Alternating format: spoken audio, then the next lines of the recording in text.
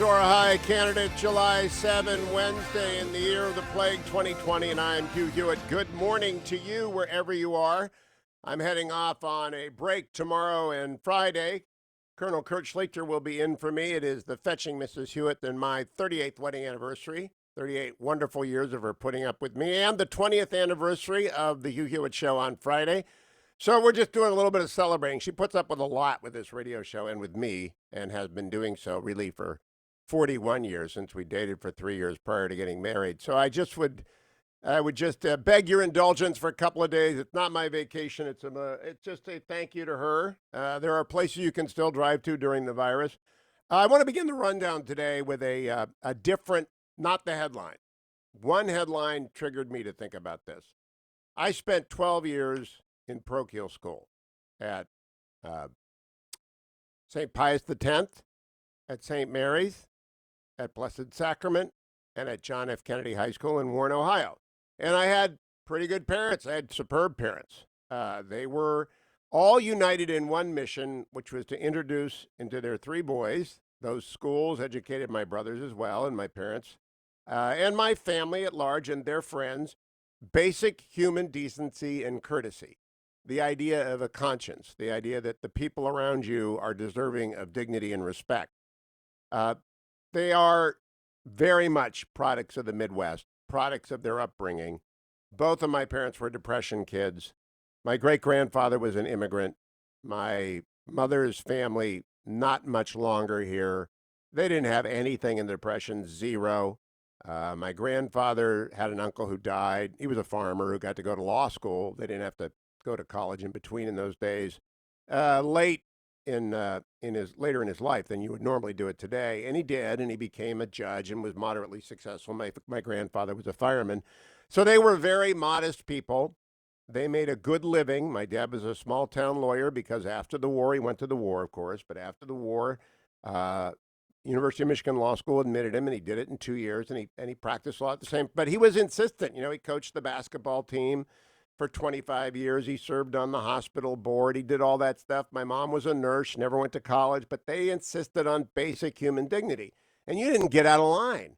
And of course, Sister Mary Columba, Mrs. Was, I can name almost all my teachers, Ms. Bocone, Sister Rita Burns. You want me to go through Sister Grace and Sister Marianne Benita? I can name them all. Father Leonard, Vic Garcia. Some of them were good, some of them were bad, but they were all pretty much insistent on basic human decency. And what we have seen explode in the era of the virus, and it may be the pressure of the virus, it may be the pressure of economic circumstance, I don't know, or it just may be viral videos, is an extraordinary series of enraged individuals using profanity towards and anger towards complete strangers, who do the mildest of things, such as, would you wear a mask? That might be coming. I saw one yesterday from Costco. Jeffrey Goldberg of The Atlantic said, would someone post some videos, please, of people acting with generosity, patience, and courtesy towards people in the Costco? And that would be a good idea, just to show a bunch of people in masks asking, not having to ask for basic human decency. Masks do help. It is simply a matter of basic human courtesy towards other human beings, that if you're in close proximity with them, you don't know how fragile they are. You don't know if they've got a chemotherapy patient at home. You don't know if they have someone at MS at home. You don't know if they've got someone who's already got the virus at home and they're making a run, even though they're in the middle of cleaning up slop and taking care of them with the night sweats, and they're in week 2 and they've been to the hospital a couple of times. You don't know if they've lost someone. You don't know anything about them. So all you have to do is use basic human dignity. Well, I hate to call more attention to it, but you really can't call more attention to it. Everyone will see it. I saw it last night, and I said to myself, oh boy, Michael Lofthouse is in trouble. Michael Lofthouse is the CEO of a tech startup called, what the heck is the name of it? It will come to you in the story. This is the story this morning in the San Francisco paper. It happened in Carmel Valley. If you've never been to Carmel Valley, it's where Clint Eastwood used to own his restaurant. Silicon Valley tech CEO Michael Lofthouse issued an apology late Tuesday for his behavior captured on a viral video delivering a vulgar and racist comments towards an Asian family celebrating a birthday at a restaurant in Carmel Valley. In a statement issued to the Daily Mail and other media, Lofthouse said he lost control of his emotions. My behavior in the video is appalling, the statement read. This was clearly a moment when I lost control and made incredibly hurtful and divisive comments. I would like to deeply apologize to the Chan family. I can only imagine the stress and pain they feel. I was taught to respect people of all race, and I will take time to reflect on my actions and work to better understand the inequality that so many of those around me face every day. The video originally posted on Instagram shows a man cursing and gesturing with his middle finger at a family at the Bernardus Lodge and Spa's Lucia restaurant. Jordan Chan, the woman who posted the video, told KION the incident happened as her family was celebrating her aunt's birthday on the 4th of July, and the man was insulting and harassing her family with racist language, saying, F you Asians, go back to F-bomb Asian country you're from, and you don't belong here. The video starts with a woman asking the man sitting one table over to repeat what he had just said to them. The man stares at the camera for a few seconds, then extends his finger and says, this is what I say. The man says, Trump's gonna F you. And then he stood up to leave, followed by, you effing need to leave. You effing Asian piece of S. A server then immediately yells at him, no, you do not talk to our guests like that. Get out of here. The waitress could be heard saying in the video. It's appalling. And it's a young hipster. Right, it's not. He's a tech CEO. This is not some person that you would want to stereotype as a Trump supporter. I have no idea if he's a Trump supporter. Trump's got nothing to do with this. I've never heard. I've been around the president a lot. 4 debates, number of conversations, never once, not one racist term.